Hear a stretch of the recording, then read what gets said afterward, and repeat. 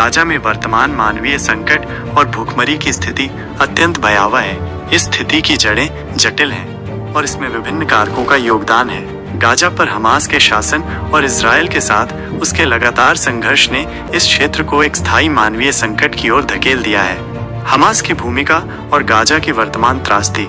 Gaza में आज जो भयावह मानवीय स्थिति है, उसमें हमास की नीतियों और कार्यों की महत्वपूर्ण भूमिका को नजरअंदाज नहीं किया जा सकता।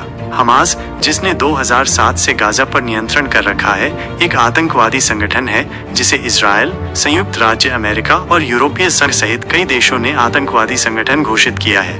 अक्टूबर 7 का हमला और उसके परिणाम। पिछले साल 7 अक्टूबर को हमास द्वारा इजरायल पर किया गया अचानक और बर्बर हमला, जिसमें इजरायली नागरिकों की हत्याएं, बलात्कार और अपहरण शामिल थे, इस युद्ध का तात्कालिक कारण बना। हमास ने ये हमला गाजा की नागरिक आबादी की सुरक्षा या कल्याण को ध्यान में रखे बिना किया, ये जानते हुए भी कि इजरायल की प्रतिक्रिया भयानक होगी। इस हमले के बाद इजरायल ने गाजा पर अपनी घेराबंदी और हवाई तथा जमीनी हमलों को तीव्र कर दिया, जिसके परिणाम स्वरूप मानवीय सहायता की आपूर्ति में भारी कमी आई और बुनियादी ढांचा नष्ट हो गया। मानवीय ढाल के रूप में नागरिक।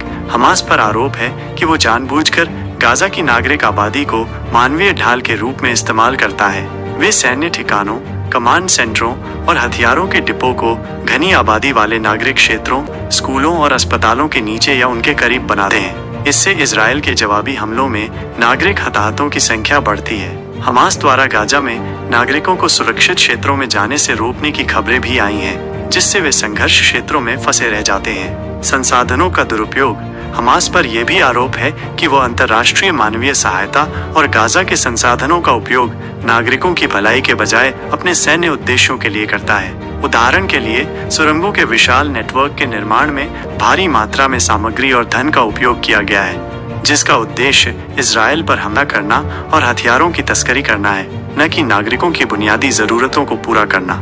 इजरायली घेराबंदी और उसका प्रभाव। इजरायल ने हमास को कमजोर करने और अपनी सुरक्षा सुनिश्चित करने के लिए गाजा पर कड़ी घेराबंदी कर रखी है। इस घेराबंदी का उद्देश्य हमास तक हथियारों और अन्य सैन्य सामग्री के प्रवाह को रोकना है।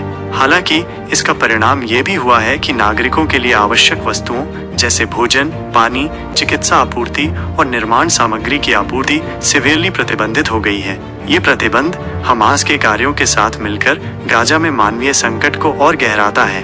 गाजा में भूखमरी की दर्दनाक स्थिति।